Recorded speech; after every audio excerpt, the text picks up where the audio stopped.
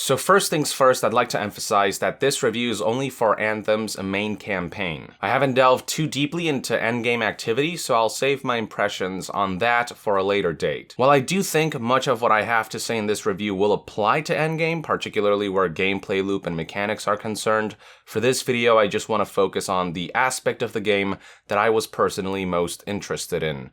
I'd like to preface this review by giving you a bit of context in regards to the expectations that BioWare set for Anthem. There are many out there who will defend my criticisms of the story and campaign by arguing Anthem is a shooter-looter and henceforth we should have expected a subpar narrative, but I'd like to remind you that it was BioWare who promised to break the mold. There was a blog post that Casey Hudson published on May 10th, 2018, a month before E3 2018, that reads as follows. In a BioWare game, you should feel like the story is about you. You create your own character, you decide what happens next, and you become the hero. I think the reason people are concerned about whether these things are possible in a multiplayer game is because it just hasn't been solved well before. With Anthem, we are taking this problem head-on and structuring the entire game design to provide a specific solution for this. We'll be sharing details on how it works very soon. We think it creates a unique experience where you have control over your own story, but your story is set in an ever-changing multiplayer world. This next quote comes from Game Informer's cover story of Anthem throughout the month of June, where BioWare discussed how important story and actions with consequences would be for Anthem, which reads as follows. When you're in the base, that is your story. Then you go off and do missions in a world that is dynamic and shared with other players. You're out there doing stuff, and some of the things you choose to do will impact your story, but your story is really a single-player story, and you decide what happens next. If you go and get something in the world as part of a mission and bring it back, you decide which character you're going to give it to, which relationship you're going to foster. You have your own progress through the story. Last but not least, I'd like to highlight the Our World, My Story trailer, which hypes up how players' choices will have tangible consequences. Check it out. Back within the safety of Fort Tarsis is where my story begins. This is your chance to develop a richly personal narrative where your choices have consequences. In this bustling trader town, you'll develop bonds with your pit crew who can help you prepare for future battles. They're the people in the world who have your back. And as your relationships develop, you'll learn about their pasts and the future they hope to see. So with all that out of the way, let me begin by saying that everything they've touted about the My Story part of Anthem is a complete lie. Casey Hudson emphasized how a BioWare game should allow you to create your own character, but all you get to do in Anthem is choose one of a handful of presets as if character creation were an afterthought. Even then, the face you wear feels completely inconsequential, as you never get to see it during gameplay or during cutscenes. You're either in first person all the time, or your face is covered by your javelin in third person. Halfway through the game, I had honestly forgotten what my character's appearance was even like, and I mainly felt like I was a floating voice rather than a full-fledged individual. Casey also talked about how BioWare games should allow you to decide what happens next, and the notion that players' actions will have consequences was brought up time and again throughout Anthem's marketing, but there is nothing of the sort to be found. The decisions you make during the campaign or during character interactions in Fort Tarsis are completely inconsequential. As far as the main campaign is concerned, there is one path you take with zero room for deviation, and as far as the core companions you interact with go, their disposition will never change based on your dialogue choices, of which there are only 2 in every prompt. The only time where I was able to glean at my actions having some form of consequence was in my interactions with the less important and relatively one-dimensional NPCs. You don't really stumble upon them in a natural way, as you so much search for character models with speech bubble icons on their heads, and once you decide to talk to them, they'll just jarringly spill their life story before you. Occasionally, these side characters will seek your advice on a matter, and in choosing one of 2 options, you sort of nudge them towards taking a specific action. They'll thank you for the advice, and next time you talk to them, they might might tell you how that went. The problem with these very few occasions when players do exert some influence is that you never get to be a direct participant of these character stories. In past BioWare games, when an NPC came to you with their woes and troubles, you could directly get involved and help them resolve their issues. In Anthem, you're just a passerby who will occasionally chime in by saying, "I'd do this if I were you," and then you'll never get to see how that plays out. You'll just have to hear about it next time you talk to the NPC, and it doesn't help that a lot of the storytelling within Fort Tarsis, within the My Story portion of the game, occurs through drab, boring, dull character exposition. Some of these character interactions might as well just be rudimentary, choose-your-own-story audiobooks rather than interactive quests. This could have been somewhat mitigated if the stories they offered were halfway interesting, but it's all for the most part pretty trite stuff. One absent-minded character will yap about how they're trying to keep certain dangerous creatures as pets. Another fastidious character will keep talking to you about how they want to enforce stricter regulations like banning puddles to improve everyday life. One dude will stalk you and try to be your best friend by offering useless information. And there's even one character, the vanity items vendor, who is solely dedicated to flaunting how important it is to make your javelin look good and have a sense of pride. It's about pride. Pride in doing something well. Pride in your javelin. Hasn't been much of that lately. Intolerable. Who wants to charge into a fight looking plain and simple? What kind of statement does that make? There's maybe one NPC that was kind of interesting, a mother who lost her child during a prior conflict, who deluded herself into thinking you're her son, but even that sort of comes out of nowhere, drags on, and gets old pretty quickly. Your dialogue choices don't feel like they matter at all, and like with other interactions, you don't get to become directly involved to directly help resolve whatever issues there may be. There is also another storyline where you can get these two people to work together to start some kind of grain farm within Fort Tarsis, but that only involved a sequential series of clear-cut, binary dialogue choices rather than direct participation and influence.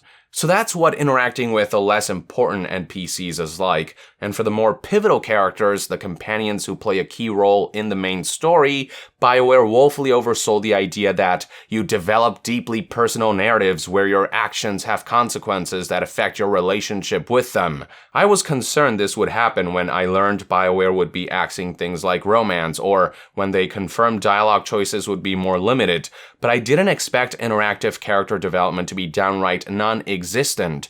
The relationship you have with important companions are firmly established. There's a set linear story when it comes to how you met them and where you end up by the end of the campaign, with no wiggle room.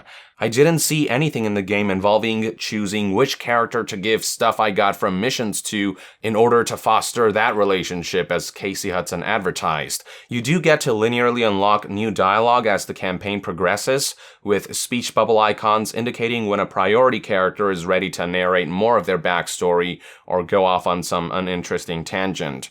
But you don't really get to hang out with any of these people, you don't get to go off on side quests centered around their personal conflicts, etc. There are some side characters who will give you contracts like Matthias, but none of them feel like they go towards dynamically shaping relationships. It's just your typical "I need you to get me something, Kay, thanks," all with a very linear story path and ending. Making matters worse are some of the poorly written dialogue I've had to endure.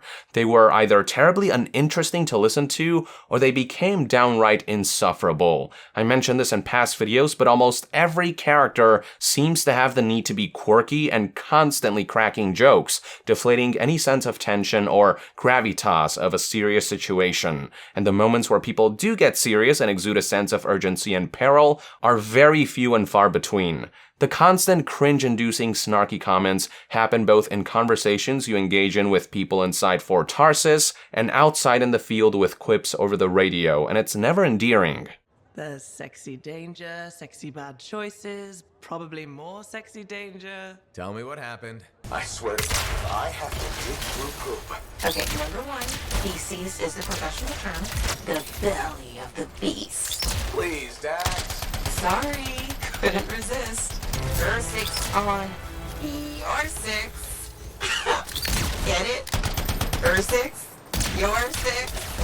Hilarious. day after day after day. Everything's a joke to both the protagonist and the characters he interacts with, and it makes it very difficult to take the story seriously, to feel like there are actual stakes involved, and it makes characters feel like caricatures rather than real people. It's like each character has a quirk that BioWare dialed to an 11 rather than let their unique personality shine in more nuanced and more meaningful ways. Hi again. Freelancer. Fancy meeting you here. Were you trying to make a joke, Bryn? I'm attempting something new. I don't think I enjoyed it. I did find Halleck to be one of the more interesting characters, especially with some of the baggage he has with the protagonist, but the game never lets these character moments blossom into more than what's on the surface level.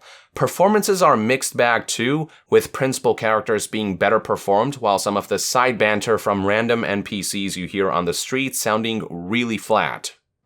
I'm starving. We just ate. That wasn't food, that was Korok slop.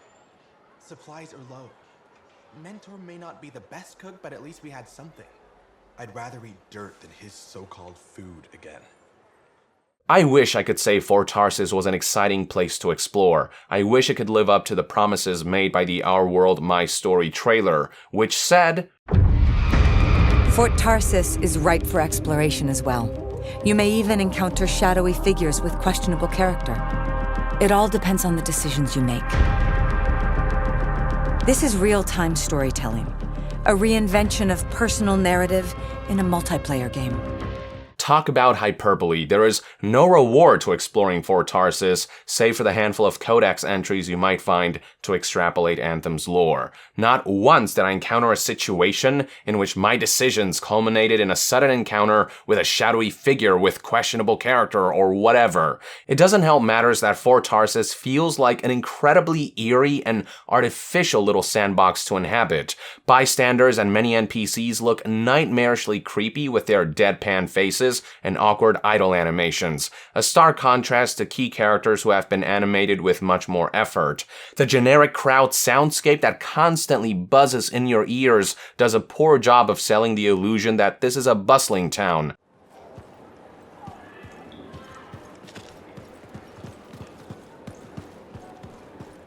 There's a complete lack of activities to undertake within Fort Tarsis, and the whole place just feels empty and dead. Remember the E3 gameplay reveal BioWare showed? Remember how busy and alive the town looked?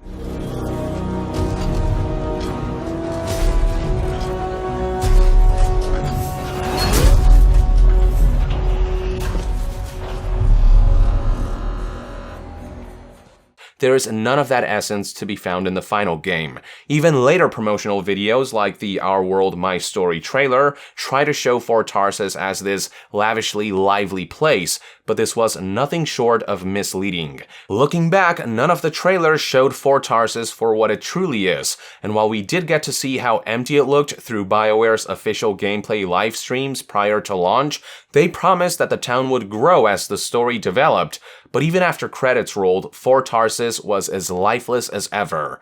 There is one pre-rendered cutscene in which the player character visits another settlement, a wonderful display of what a bustling town should actually look like, and it made me wish Fort Tarsis looked half as good as that scene did. I also wish I could at least say that the core story of the main campaign was compelling, but it's just your generic stop the bad guy plot coupled with a handful of interesting moments and interactions that are ultimately overshadowed by humdrum developments and hard-to-follow exposition comprised of made-up words and gibberish, much of that exposition happening during inopportune gameplay moments when all hell's breaking loose, all of which eventually culminate into a dreadfully unsatisfying anticlimax.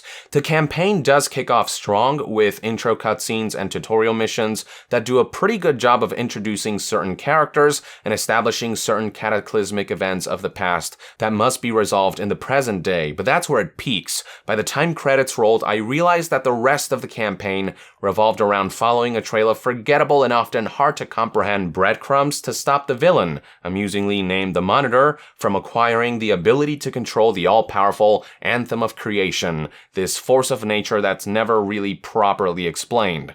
The story did pick up here and there from time to time, but all of that was ruined by some momentum-stopping missions that required you to partake in meandering grind to pad out the campaign, as well as one particular plot twist that came out of nowhere, felt completely unearned, and that I didn't care much about because there was so little build-up towards it. Those who've played Anthem will probably know which plot twist I'm talking about. Now, every good story also needs a good villain, and the Monitor is unfortunately as generic as they come. He's Steppenwolf in the Justice League movie, just a completely forgettable, generic big bad who wants power and a new world order and all the usual stuff. No compelling personal motivations are established for him. The few times we do see him, he just delivers typical villain speeches and exposition, and oh my god, the way his arc concludes turned him into a complete chump.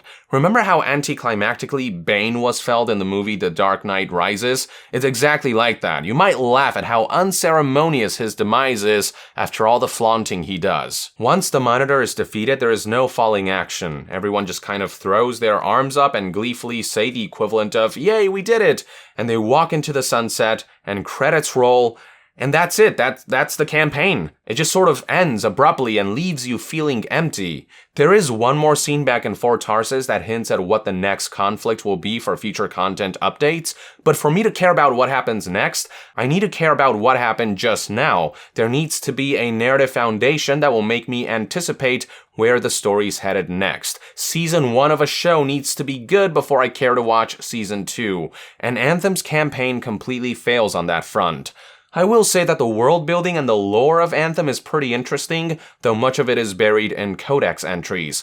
But it's not enough to just have a rich universe to work with, you have to know how to make use of it to tell great moment-to-moment stories, and on that front, Anthem does not live up to the expectations established by its marketing's emphasis on storytelling. I never thought I'd play a BioWare game in which I straight up do not remember most of what happened in the campaign, or in which I didn't really care all that much for any of the characters, but here we are. It's not just the story though, what you actually play in between key plot points of the campaign is thoroughly unimpressive and uninspired. I've mentioned before how I believe the best part of Anthem is the synergy of its flight and mobility in tandem with the core combat mechanics, and that does still hold true. However, once that initial honeymoon period wore off, I began to notice the drawbacks of the game's combat mechanics. Weapons continue to lack a sense of gratifying impact due to middling audio and visual feedback, and if you take the Iron Man mobility out of the equation,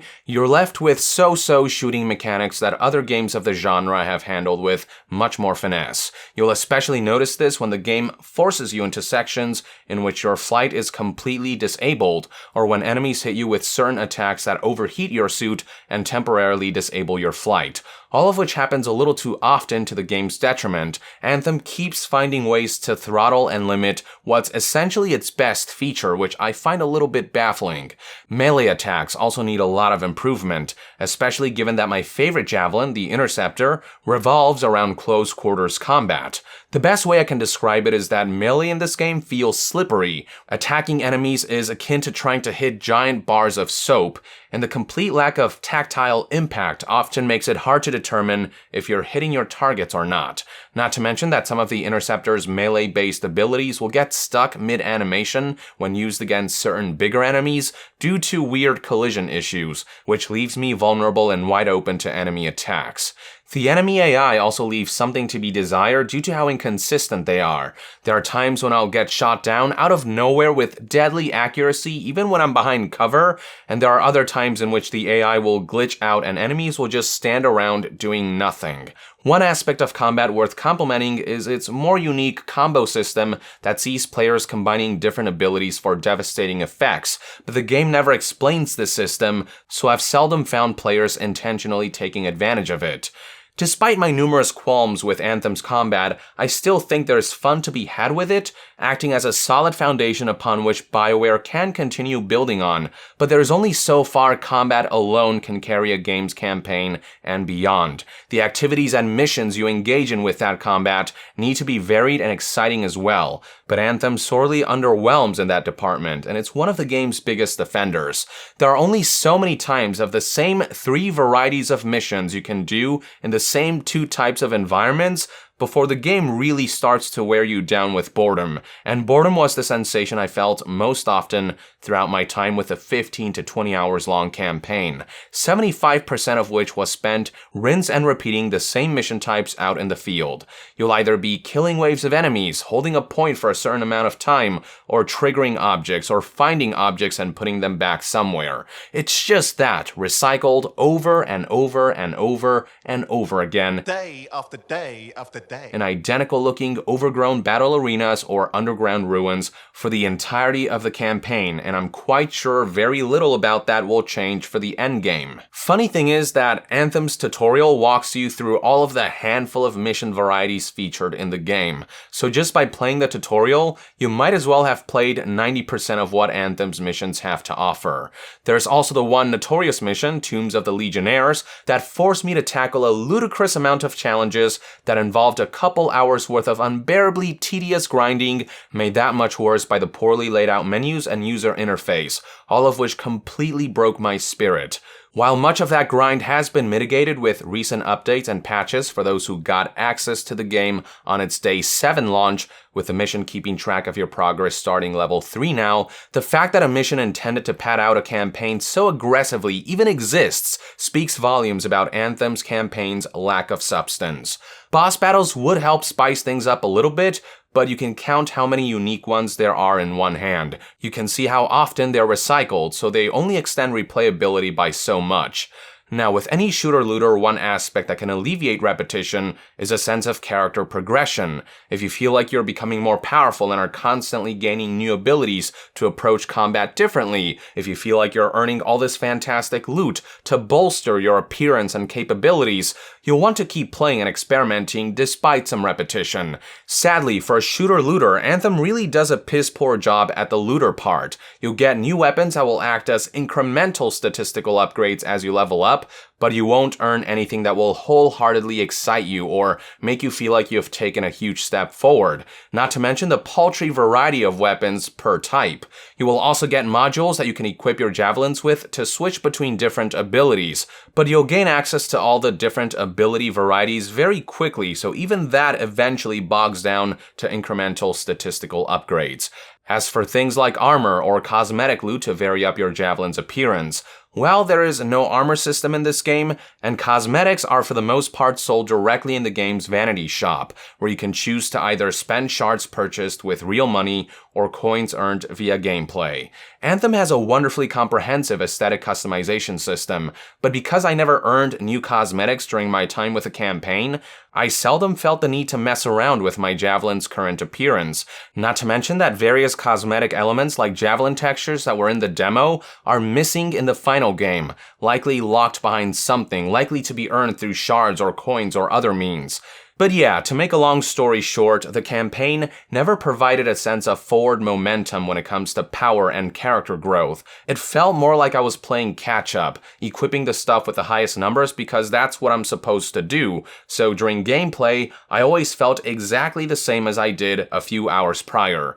In a game like Diablo 3, on the other hand, I kept earning new abilities with level-ups, I kept getting new armor to customize my character's appearance and to increase my defenses, and the systems in that game provided a very tangible sense that I was becoming more powerful and more badass. Anthem completely lacks that sensation, and it only serves to contribute further to the boredom that permeated throughout most of my experience with the campaign. It doesn't help matters that anytime players wish to customize their javelin's loadout or appearance, they have to go back to Fort Tarsis and into the Forge. They can't just do that out in the field on the fly like many other looters allow. And because the frequency and magnitude of Anthem's loading screens, which appear when navigating between Fort Tarsis and the world beyond, are so infamously insufferable, even if improved with recent updates, something as simple as recustomizing your character can feel like an absolute chore.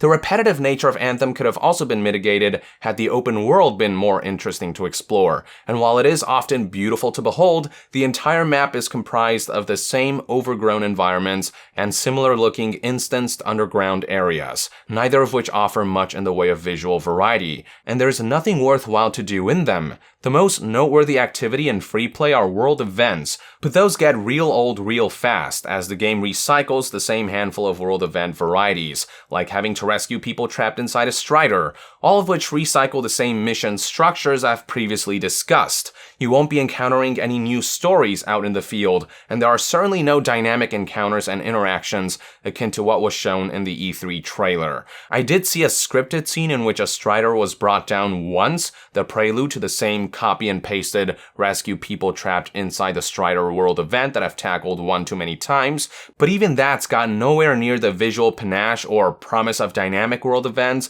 as what the E3 gameplay footage presented. World events are also a pain in the ass to find due to the fact that the game doesn't inform you where or when they're taking place, and with so few people spread out across such a big map, you may often find yourself tackling them all by yourself, and if you die, you're taken back to the nearest Strider, and if you forgot where on the map that world event was, because it isn't marked, well, too bad, you'll have a hard time getting back into the fray, and you may have just wasted your time.